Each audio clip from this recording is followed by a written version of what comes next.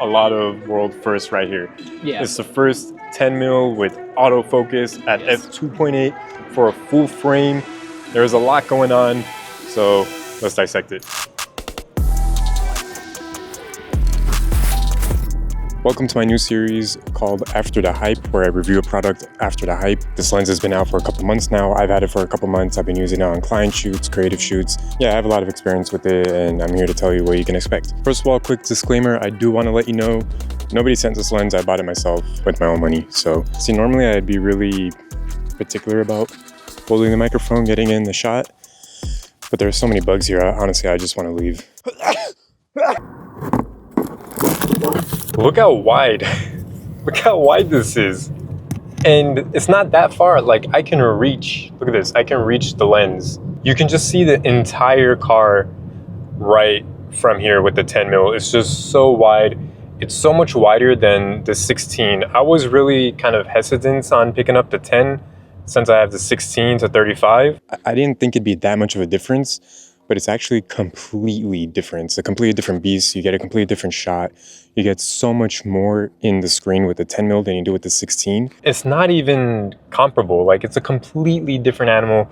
I used it for real estate also. You know, a lot of agents, they want the widest possible photo, and I figured this is it. I'm gonna give it a shot. And while some people do like it, other people don't like it. Now, this isn't a video about real estate with the 10 mil. If you're interested in a full video just covering real estate with the Laowa 10 mil, let me know and I can make it happen.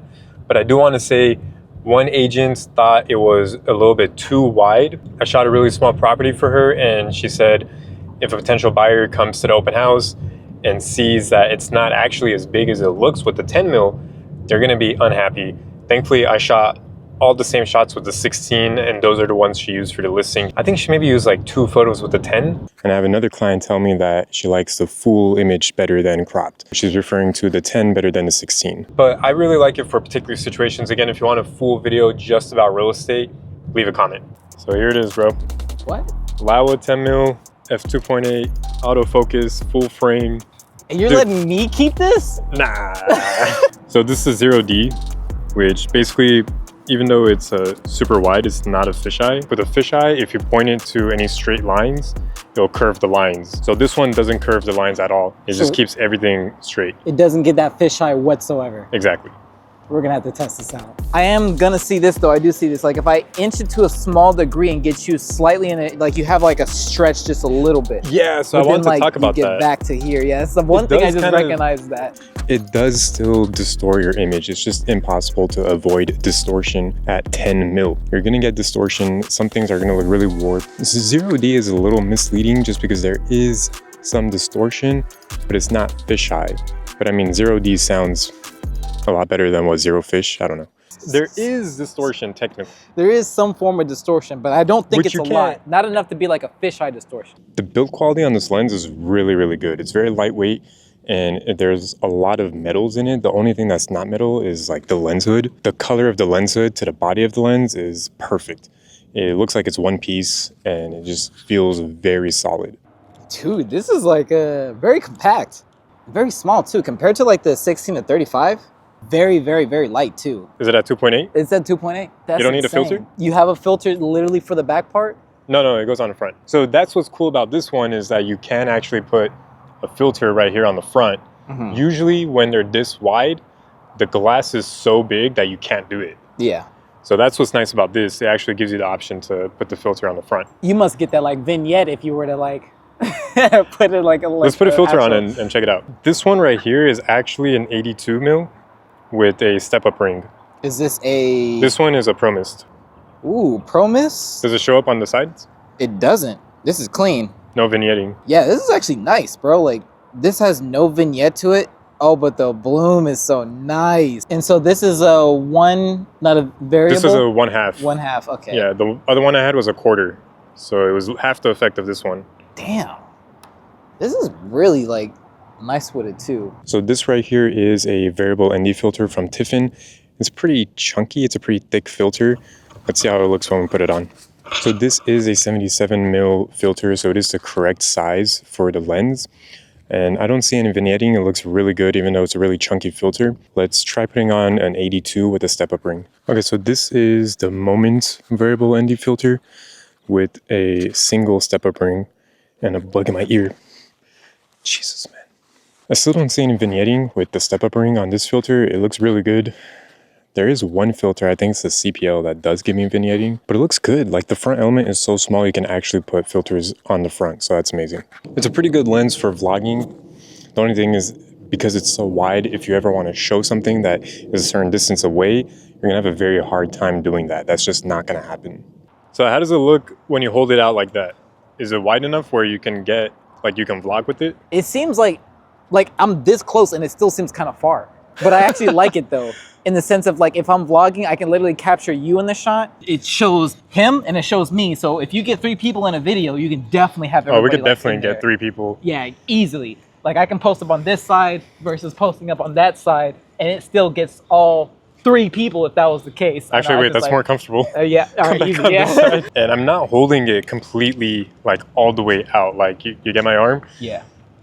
I'm still holding it. Dude, I can hold it like this. And you become completely comfortable fine with that. Yeah, and it's wide enough to where it still gets us in the shot. I really don't have to be all the way out. Yeah, not Look like at the difference, dude. I'm like extended like my whole arm out. Yeah, just to get that. This is a 16 to 35 at 2.8, and I still got to extend this much. It's so wide that even though it's a 2.8, we're still both sharp. Yeah, which I like a lot. Dude, this lens is so sick. Bruh. I'm starting to like it more now. What happened? Doghouse. I didn't know that was a doghouse right there. Yeah, bro. I can't show. Look, it's too far. Wait, do that again? It's literally too far. You can't. Hold on, let's go this. I can't. Hold on. Have you seen Elon Musk jumping? Oh no, I haven't. He's like this. He's like.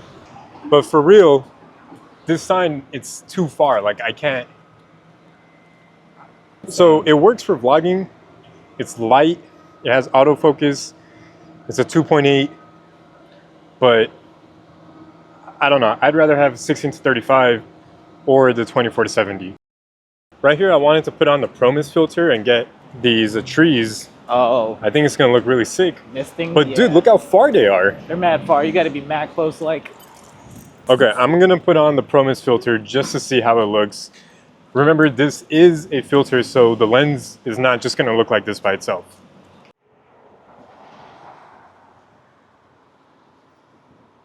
People definitely wondering what the hell we doing. I know, right? Look at this tree. So another thing that's really cool about this is the minimum focus distance. So that means you can get really close with the lens and you'll still focus on whatever your subject is. That's crazy, bruh. Dude, you gotta get this shot. What the? It's in focus. Look how close it is. No way. Look, it's like, oh shit, look at that. No way, you're mad close, bro. I'm like touching the keys.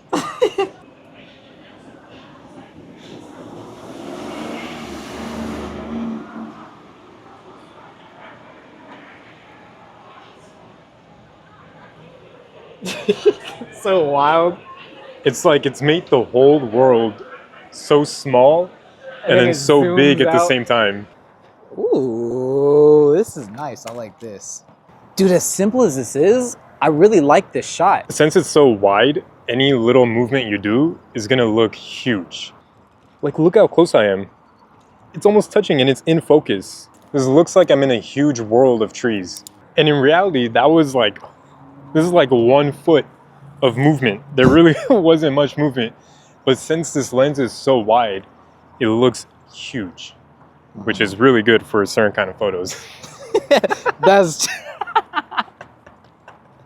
It does balance very well onto a gimbal. Here are a couple of shots with the gimbal.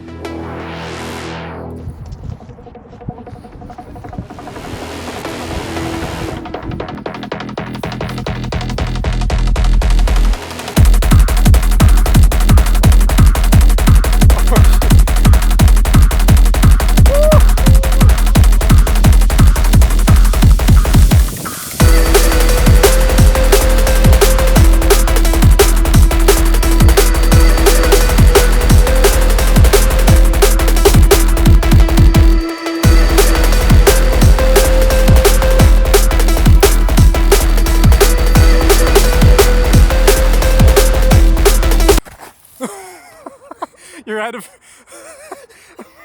So, the 10 mil definitely works on the gimbal. Yes, definitely. We're out of breath. It's just with the 10 mil, it's so wide, it's like I don't even know how to shoot it. It's like too much to shoot. Let me get a depth of field type of shot. I don't want to keep getting like super close in your face. You're gonna have to anyway since it's a 10 mil. Yeah, exactly. That's part of the problem.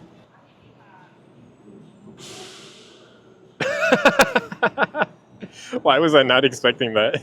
It's so hard to frame with this 10 mil because it's like the way I normally would be holding it like this, it always ends up with too much headspace. Way too much headspace. It's Yeah. Like, you got mad Exactly. headspace. Dude, what you did right now, your hand was just barely out of frame. Barely? You're still in the frame. Oh, now you're out of frame. Oh, wow. Just the That's tip of your crazy. fingers.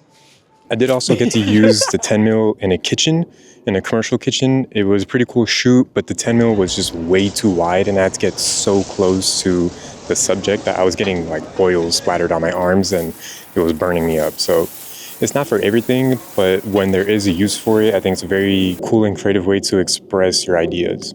It's interesting because there's like, the way how I see what a 10 mil, there's a certain time that you can use it. I think it depends on what you're doing. Like if you do a fashion shoot or something for like Instagram, you could get away with using just a 10 mil. Yeah. But in most cases, you're gonna need something a little different at the same time.